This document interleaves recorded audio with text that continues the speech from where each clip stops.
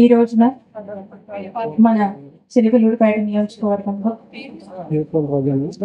మన నాయకుడు జగన్మోహన్ రెడ్డి గారు ఇచ్చినటువంటి పిలుపు మేరకు బాబు షూరిటీ మోసం కాలం అనేటువంటి ఈ కార్యక్రమాన్ని ప్రజల్లోకి తీసుకువెళ్లేందుకు ఏర్పాటు చేసినటువంటి ఈ సభకు విచ్చేసినటువంటి ప్రతి ఒక్కరికి కూడా పేరు పేరున హృదయపూర్వక నమస్కారాలు తెలియజేసుకుంటున్నాను. మన నియోజకవర్గంలో ఈ కార్యక్రమం ఏర్పాటు చేస్తున్నామని ఆహ్వానించినటువంటి వెంటనే ఎన్ని పనులున్నా మరి రజనమ్మ వస్తామని మాట ఇచ్చి మరి ఈ రోజున ఈ కార్యక్రమానికి మన మధ్యకు చేసినటువంటి అతిథులు మరి మన వర్కింగ్ ప్రెసిడెంట్ అంటున్నారు. మనము ఇక గోపిరెడ్డి గారు మరి నరసరావుపేటలో చూశారు. ఆయన సక్సెస్ రేట్ గురించి మనం మాట్లాడే పని లేదు. సరే, మొన్నటి కావాలంటే ఈ ఎదురుగాయలకి మనం పోరాడలేకపోయాం, కానీ ఎప్పుడు కూడా అంత సక్సెస్ఫుల్ గా వారు నరసరావుపేటలో సేవలు అందించారు. మరి ఈ రోజు గోపిరెడ్డి శ్రీనివాస్ రెడ్డి అన్న రావడానికి చాలా సంతోషంగా ఉంది. వారికి మనందరం కూడా స్వాగతం తెలుపుతున్నాం. అలాగే పల్నాడు చరిత్ర గురించి మనము మాట్లాడితే బ్రహ్మనాయుడు గారిని మర్చిపోము, నాయమ్మ గారిని మర్చిపోము. మరి అలాంటి బ్రహ్మనాయుడు మనకు ఉన్నాడు. ఆయనే మన బల్లి బ్రహ్మనాయుడు అన్న. ఇప్పుడు కూడా ఆప్యాయంగా తెల్లమ్మ అని పలకరిస్తా. అందరితోనూ బాగుంటాడు. గోపిరెడ్డి అనేమో అందరికీ చక్కటి వైద్య సేవలు అందిస్తాడు. ఏదన్నా ఆపదొస్తే మా గోపిరెడ్డి గారు ఉన్నారు కదా అనిపిస్తుంది మనకు. అలాగే ఏదన్నా ఇక ఫంక్షన్లు వస్తే బ్రహ్మనాయుడు అన్న గుర్తు వస్తాయి. పిల్లల చదువులకైనా ఫంక్షన్లకైనా ఏదంటే ఏదో ఒకటి ఇంకా అట్లా ఆయన మంచితనం అని బ్రహ్మనాయుడు అన్న గారు కూడా ఈరోజు ఇక్కడికి రావటం మనందరికి కూడా వారికి కూడా స్వాగతం పలుకుతా ఉన్నాం. అలాగే ఇంకంతా మనకు విశిష్ట అతిథి అనొచ్చు. ఇక్కడ కృష్ణా జిల్లా నుంచి ఎంతో రాజకీయం వారికి ఉన్నటువంటి అనుభవం, కానీ కొన్ని రాజకీయాలు మళ్ళీ కొన్ని రాజకీయాలు ఉంటాయి, కొంతమందికి అది సాధ్యం అవుతుంది. మరి అలాంటి ఒక వినూత్నమైన ఇది ఉంటుంది.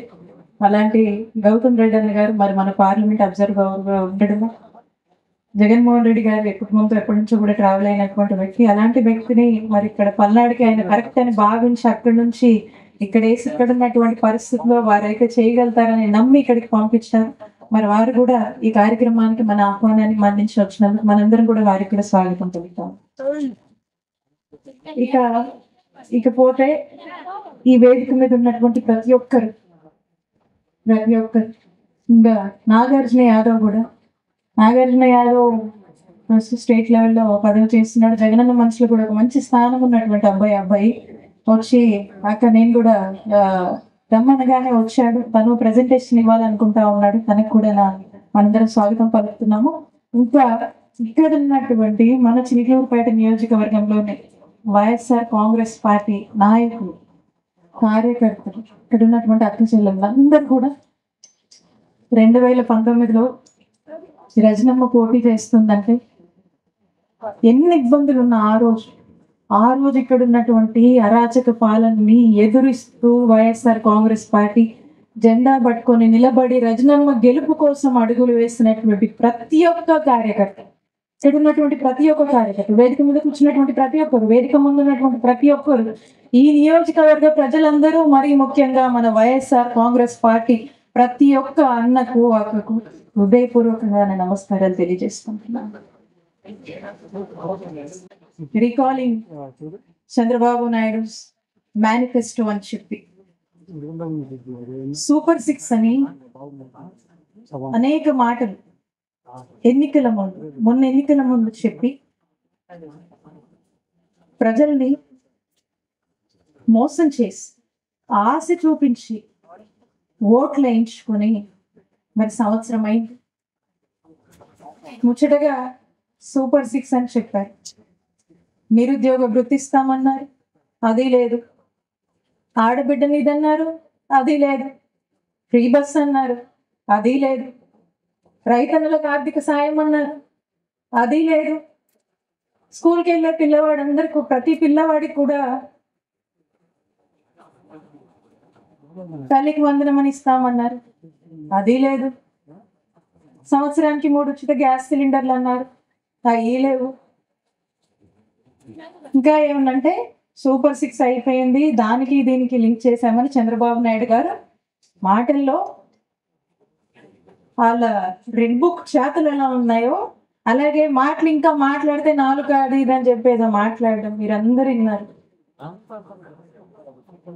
చంద్రబాబు నాయుడు గారు ఈ సంవత్సరంగా మరి ఏ విధంగా ప్రజల్ని మోసం చేశారు అనేటువంటి విషయాన్ని ఇలా మాట్లాడుకుంటూ ప్రజల్లోకి గ్రామ స్థాయిలోకి చేరవేసేటువంటి ఒక కార్యక్రమమే ఈ బాబు షూరిటీ మోసం గ్యారంటీ అనేటువంటి కార్యక్రమం ముఖ్య ఉద్దేశం అని తెలియజేస్తున్నాను.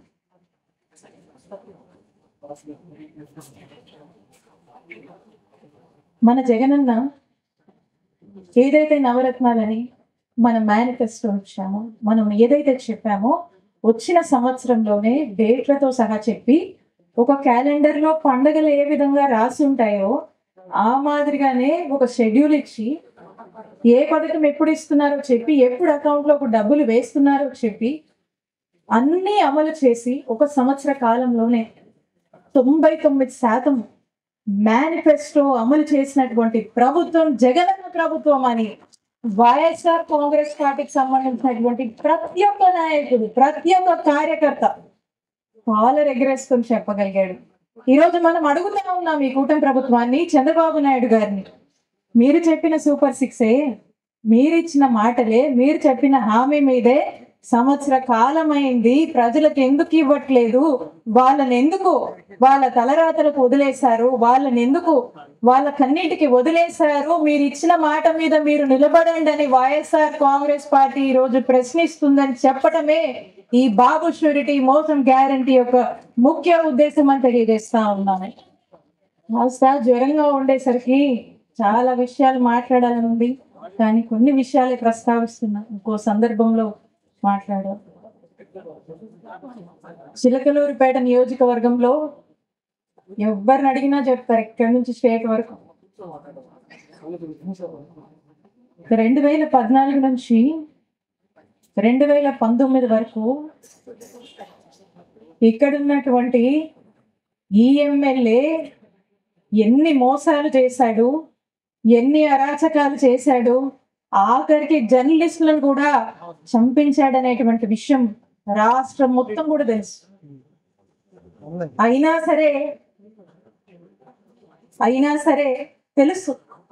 సరే ఆ రోజున మీరు నిలబడి మీ రజనమ్మ ఇక్కడ జగనన్న ఆశీస్సులతో మనకి ఇక్కడ అవకాశం వచ్చి ఇక్కడ నిలబడి పోటీ చేసే అవకాశం వస్తే అలాంటి అరాచకాలు, అక్రమాలు, అలాంటి ఒక మూర్ఖుడిని మీరు ఎదిరించి నిలబడి మీ రజనమ్మని గెలిపించారు.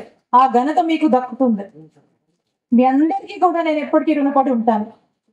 సరే, పార్టీ ఆదేశించింది, మన నాయకుడు చెప్పాడు, మొన్నటిసారి మీ గుంటూరు వెళ్ళి పోటీ చేయాల్సి వచ్చింది, నా అవసరం అక్కడ ఉందని భావించి మన నాయకుడు చెప్పాడు. మన నాయకుడు ఏ మాట చెప్తే ఆ మాట పాటించడం తప్పే ఈ రజనమ్మకు ఎదురు చెప్పడం తెలియదు. జగనన్న మాటే వేదం రజనమ్మకి. ఒక్కసారి అనిపిస్తా ఉంటారు, మీ అందరినీ వదిలేసి ఆ ఊరెళ్ళి పోటీ చేయడము పోటీ చేశాను, వాళ్ళు ఆదరించారు, కానీ మీ అందరూ మిస్ అవ్వడము నా దురదృష్టంగానే నేను భావిస్తాను. నా దురదృష్టమేమో అనుకుంటాను, అంతేగాని ఇంకొకటి కాదు. అయినా ఈరోజు మళ్ళా జగనన్న మీ మధ్యకు పంపించి మిమ్మల్ని రిప్రజెంట్ చేయమనడము, ఇక్కడ మీకున్న కష్టాల్లో తోడుగా ఉండమనడం, ఈ నియోజకవర్గాన్ని మళ్ళా రిప్రజెంట్ చేయడం మరొకసారి నా అదృష్టంగా భావిస్తున్నానని తెలియజేస్తున్నాను.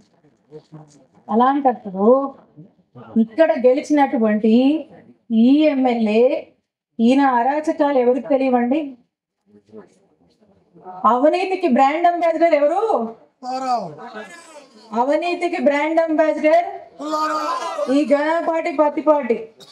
ఈయన మాట్లాడతాడు, సంవత్సర కాలంగా నా నామస్మరణ చేస్తూనే కాలం వెళ్ళబుచ్చాడు. ఆఖరికి అతనికి మధ్యకాలం చూస్తా ఉన్నాం, అతనికి ఇక దాన్ని ఏమనాలో తెలియదు, కానీ దానికి ఏం పేరు పెడితే బాగుంటుందో పెడదాం. దాన్ని చిన్నగా ఎలా ఉందంటే బైపాస్ అంట ఆయన తెచ్చాడంట. ఏమన్నా ఉందా? మరి ఆయన ఎమ్మెల్యే అవ్వగానే బైపాస్ ఓపెన్ అయిపోయింది మరి, అంతే కదా. 16 కిలోమీటర్ల బైపాస్ మన నియోజకవర్గానికి ఉంటే ఇది కేంద్రం నిధులతో బైపాస్ అనేది కేంద్రం శాంక్షన్ చేసింది. మరి కేంద్రము నేషనల్ హైవేస్ నుంచి చిలకలూరుపేట బైపాసు 700 కోట్లతో మన నియోజకవర్గానికి బైపాస్ శాంక్షన్ అయితే అవునాని అయిపోద్దా?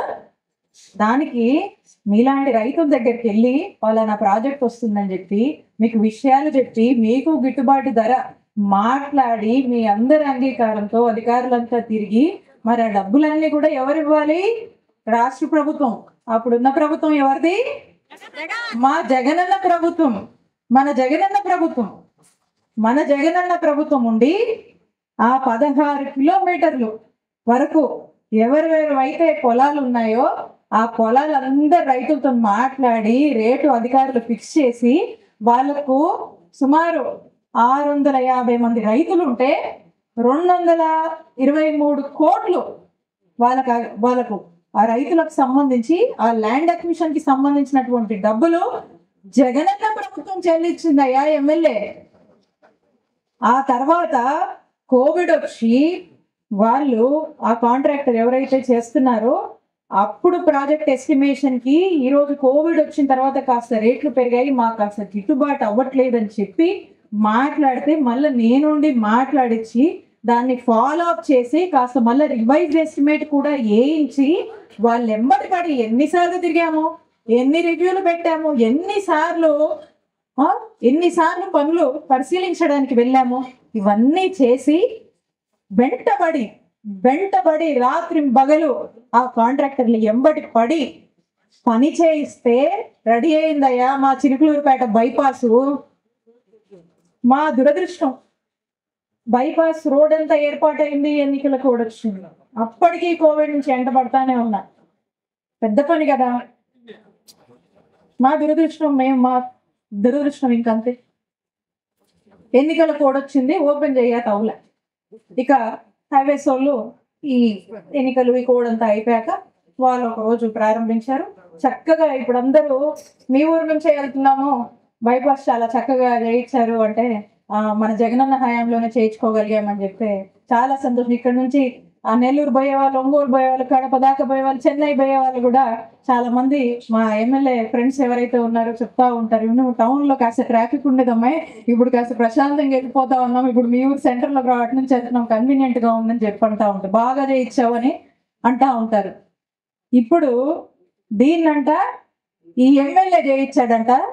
దాంట్లో కూడా ఇందాక ఎవరో చూపిస్తా ఉన్నారు, నాకు పేపర్ ఏదో చూపిస్తా ఉన్నాడు, ఫస్ట్ పెట్టుకున్నాడని చెప్పి నేను అదే చూసి అంటా ఉన్నాను. ఈ ఎమ్మెల్యే పరిస్థితి ఎట్ట దిగజారిపోయాడంటే ఈయన ఎట్ట దిగజారిపోయాడంటే వదిలిపెడితే ఈయనే జనం పిచ్చోళ్ళేమో అని చెప్పి ఆ రైతు భరోసా కేంద్రాలు, ఆరోగ్య కేంద్రాలు, సచివాలయాలు కూడా నేనే తెచ్చాను, నా వల్లే సాధ్యమైందని చెప్పుకునేటట్టున్నాడు ఈ ఎమ్మెల్యే. అట్టుంది పరిస్థితి. ఎందుకంటే ఈయనే ఓడిపించాడు, నేనేది చెప్తే అదే అని అనుకుంటా ఉండు. ఊరు పోయి నా నామస్మరణ ఏమంటే అది ఇది. ఇక్కడ అవినీతి పరుడు ఎవరో చాలా చెప్పొచ్చు.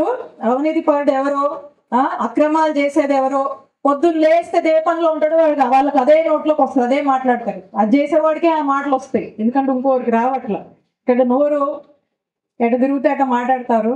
అది వాళ్ళ విఘ్నతకు వదిలేదు, ఎందుకంటే అది ఇంటి నుంచి రావాలి. సంస్కారం అనేది ఇంటి నుంచి ఉండాల్సింది, మనం ఒకరు చెప్తే వచ్చేది కాదు. కానీ అది వాళ్ళ పాపానికి వాళ్ళ విఘ్నతకి వదిలేయాలి. అట్లుంది ఎమ్మెల్యే పరిస్థితి ఇక్కడ. గవర్నమెంట్ హాస్పిటల్ అన్నా మీ ఆశీస్సులతో, మీ అందరి చిలుకూరుపేట ప్రజల ఆశీస్సులతో, జగనన్న ఆశీస్సులతో వైద్య ఆరోగ్య శాఖ మంత్రిగా అయ్యే అవకాశం నాకు జగనన్న ఇచ్చాడు. ఇక్కడ ప్రజలు గెలిపిస్తే మా నాయకుడు జగనన్న నాకు ఒక అవకాశం ఇచ్చాడు. అవకాశం ఇచ్చినప్పుడు ఎవరికైనా మనసులో ఏం కోరిక ఉంటుందన్నా చెప్పండి. ఒక్క మంచి హాస్పిటల్ మా ఊర్లో తీసుకురావాలని ఉంటుందా, ఉండదా? చెప్పండి అన్న. 30 పడకల హాస్పిటల్ ఉంటే చిలుకూరుపేట హాస్పిటల్ హైవే మీద ఉండి ఎన్ని యాక్సిడెంట్లు అయితే మిగతా జిల్లాలందరూ కూడా, చుట్టుపక్కల ఉన్న జిల్లాలందరూ కూడా యాక్సిడెంట్లు అయినా, ఎమర్జెన్సీలు అయినా, డెలివరీ అయినా ఇక్కడికి వస్తారు మన హాస్పిటల్కి. ఉన్నటువంటి అలాంటి హాస్పిటల్ని ఆ రోజున ఉన్నటువంటి పరిస్థితుల్లో ఏదో అక్కడ ఏదో కట్టాలని చెప్పేసి ఏదో లో లెవెల్లో అసలుకి ఏదో మునిగిపోయినట్టుగా అట్లా ఉండి ఏదో నడుస్తూ ఉంటే ఇట్లా కాదని చెప్పి పిలుచుకొని కూర్చొని మొత్తం మళ్ళీ నేను వెళ్ళి చెక్ చేసి ఒక కొత్త ఎస్టిమేట్ వేయించి ఆ బేస్ లెవెల్ పెంచి, ఎందుకంటే పక్కన వాగుంది, బేస్ లెవెల్ పెంచి హాస్పిటల్ని, నూతన హాస్పిటల్ని 30 పడకలని 100 పడకలకి నిర్మాణం చేయించేదానికి చొరవ చూసి నేను కట్టించి మా జగనన్న ఆశీస్సులతో ఇక్కడ ఉన్నటువంటి ప్రాంత ప్రజలకు దీన్ని అంకితం చేయాలి.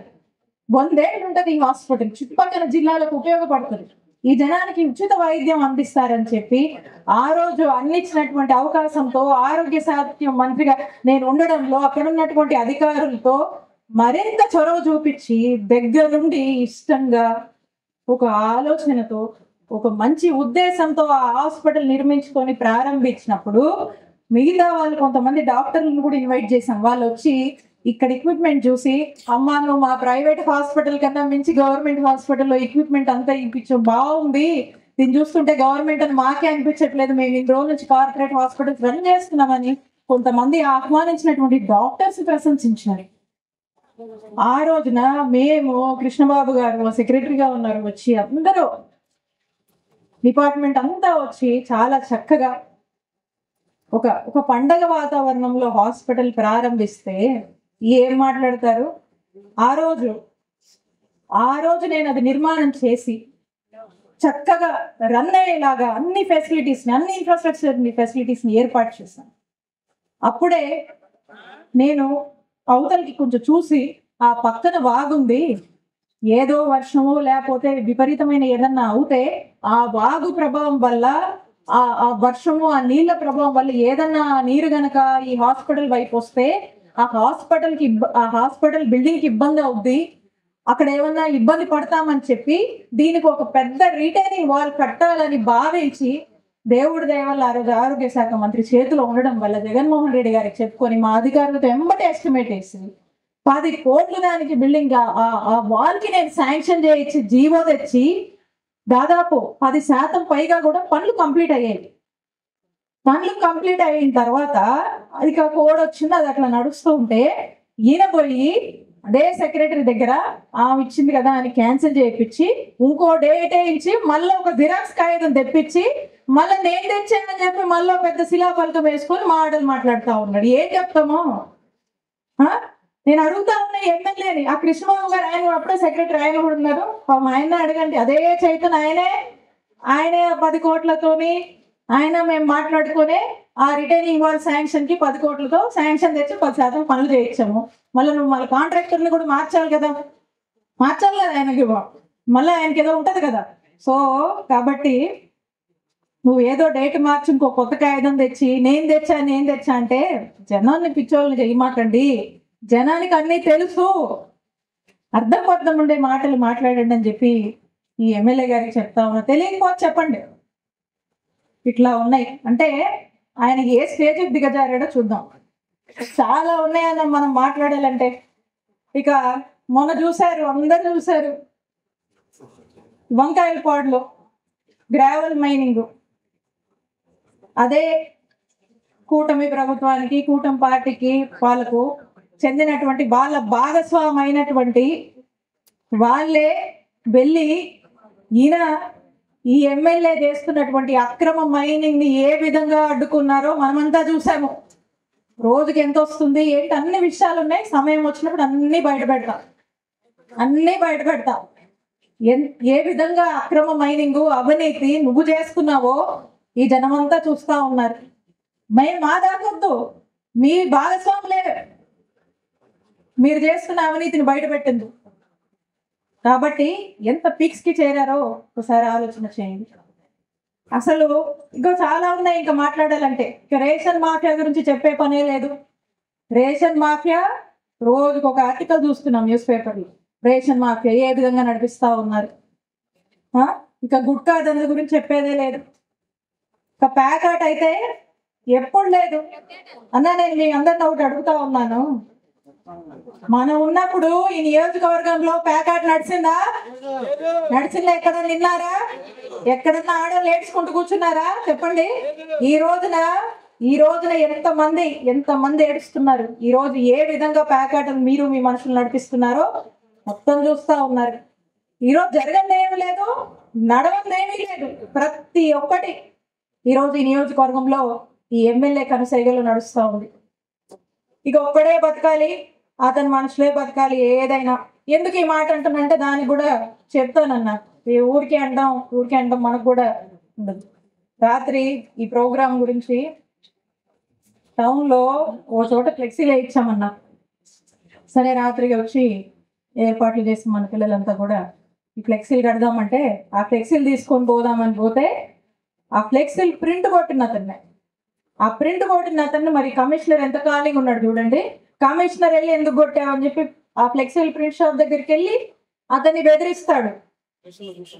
అతన్ని బెదిరించి అక్కడి దాకా అవుద్ది.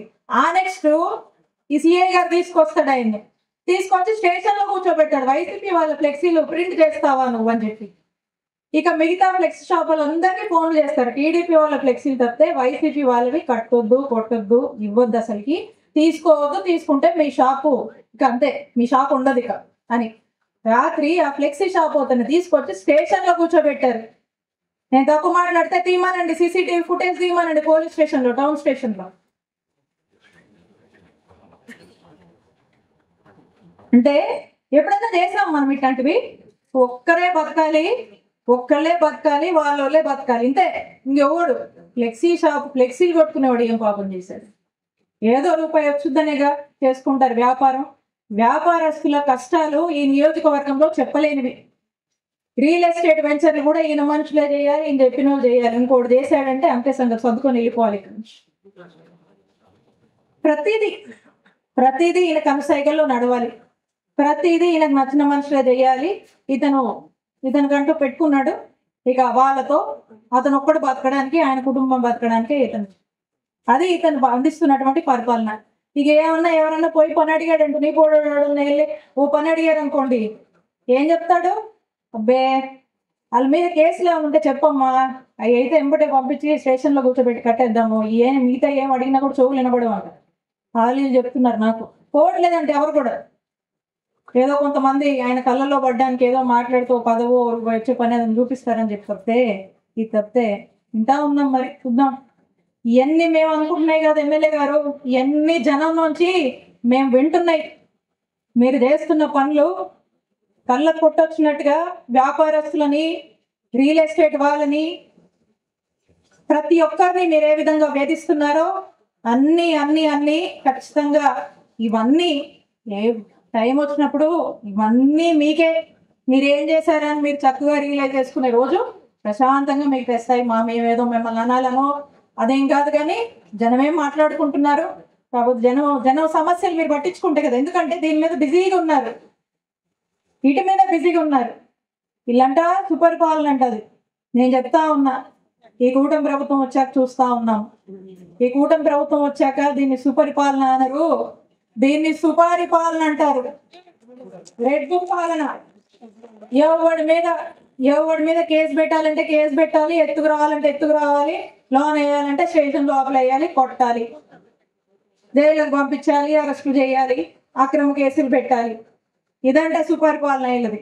తెలుసులే జనానికి. మీరు సుపరిపాలన చెప్పినా చెప్పకపోయినా జనం చెప్తారులేండి. జనానికి ఒక స్పష్టత ఉంది కాబట్టి చెప్తా ఉన్నా. ఈ విషయాలు ఇంకా చెప్పా కన్నా ఇంకా చాలా ఉన్నాయి. విత్ ఎవిడెన్స్ మాట్లాడుకోవచ్చు. ఆఖరికి ఎంతవరకు వచ్చిందంటే ఎడ్లపాడులో, మన వంకాయలపాడులో మన గురుకుల పాఠశాల నుంచి 35 మంది పిల్లలు గోడలు దూకి వెళ్ళిపోయారు. నా డాక్టర్ భరించలేక, ఫుడ్ సరిగా లేక, ఫెసిలిటీస్ సరిగా లేక ఎన్ని పేపర్లలో ఆర్టికల్స్ వచ్చాయో. అది ఎమ్మెల్యే పాలన అంటుంది. పొగాకు రైతులు ఏ రోజన్నా రోడ్ ఎక్కారా? జగనన్న హయాంలో ఎక్కారా? ఆ సంగతి చెప్పమనండి. అసలు వాళ్ళకి ఏం చేస్తారో, ఏం న్యాయం చేస్తారో చేయమని. రైతుల ఆత్మహత్యలు జరిగినాయి మన నియోజకవర్గంలో. కనీసం ఆలకించాడా, పలకరించాడా ఆ కుటుంబాలని? అవి పట్టవు. ఎందుకంటే అవన్నీ మంచి పనులు, జనానికి మంచి చేయకూడదు. దురాలోచనలు, అక్రమ ఆలోచనలు, అక్రమ పనులు, అవినీతి, పొద్దున్న లేస్తే ఎక్కడ డబ్బులు వస్తాయి ఏంటనే దాని మీద తప్పితే ఎవరి మీద కేసు పెట్టాలి, ఎక్కడ డబ్బులు వస్తాయి, ఈ రెండే, ఇంకోటి లేదు.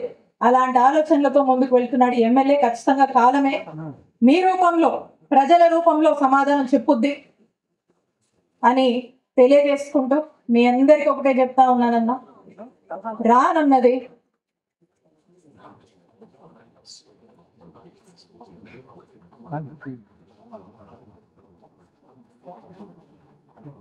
రానున్నది జగనన్న ప్రభుత్వం. ఒక్క మాట నేను స్పష్టం చేయాలనుకుంటున్నాను. అనుకున్నారు జగనన్న మాటల్లో స్పష్టంగా చెప్తా ఉన్నారు. రేపు నేను జగనన్న మాటల్లో స్పష్టంగా చెప్తా ఉన్నారు, రేపు నేను అధికారంలోకి వస్తే, రేపు జగనన్న అధికారంలోకి వస్తే, రేపు వైఎస్ఆర్ కాంగ్రెస్ పార్టీలోకి వస్తే,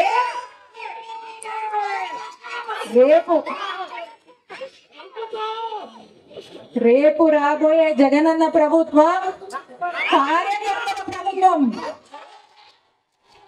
రేపు రాబోయే జగనన్న ప్రభుత్వం వైఎస్ఆర్ కాంగ్రెస్ పార్టీ జెండా పట్టుకొని కష్టపడేటువంటి నాయకుల ప్రభుత్వం. రేపు రానున్న ప్రభుత్వంలో వైఎస్ఆర్ కాంగ్రెస్ పార్టీ నాయకులు, కార్యకర్తలు చే ప్రజలకు మంచి చేసే ప్రభుత్వం జగనన్న ప్రభుత్వం అని తెలియజేసుకుంటా ఉన్నాను. కాబట్టి మన ప్రభుత్వం కోసం, మన జగనన్న పాలన కోసం ఇక్కడ ఉన్నటువంటి ప్రజలు, వైఎస్ఆర్ కాంగ్రెస్ పార్టీ ప్రజలు, ఎంతో మంది మహిళలు ఎదురు చూస్తున్నారు. సమయం వచ్చినప్పుడు ఈ కూటమి ప్రభుత్వానికి బుద్ధి చెప్పడానికి ప్రజలు సిద్ధంగా ఉన్నారు. వీళ్ళ పాపాలు, వీళ్ళ అవినీతి, వీళ్ళ అక్రమాలు, వీళ్ళ వేధింపులు పండే రోజులు తొందరలోనే వస్తాయని తెలియజేసుకుంటూ ఒక్క చిన్న మాట, కాస్త ఐ ఇన్ఫెక్షన్ వచ్చింది నాకు. ఈ ఐ ఇన్ఫెక్షన్ వచ్చేసరికి దాంతో పాటు వైరల్ ఫీవర్ వచ్చింది. మరి ఐస్ కి ఇన్ఫెక్షన్ వచ్చేసరికి కాస్త ఇది ఒకరి నుంచి ఒకరికి వస్తుంది, పిల్లలు కూడా వచ్చింది, అట్లా వచ్చింది. దానివల్ల నేను కొంత ఈ బయటికి కాస్త డస్ట్ ఉండొద్దని నేను ఇంట్లోనే ఉన్నా.